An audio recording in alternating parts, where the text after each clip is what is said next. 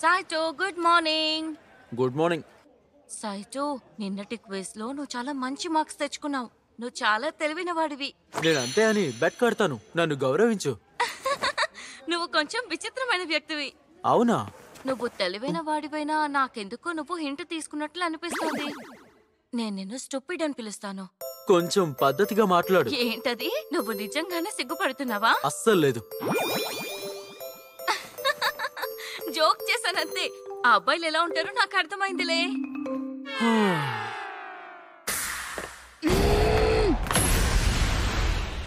ఏంటి విషయం? మిగతా అమ్మాయిలతో అంత చనువుగా నువ్వు ఉండడం నాకు నచ్చట్లేదు. నీకు భార్య ఉందని గుర్తుందా? నాకు అర్థమైంది ఏంటంటే నేను హెల్ప్ చేయలేను, కానీ నాకు క్యూట్ భార్య ఉందనిపిస్తోంది.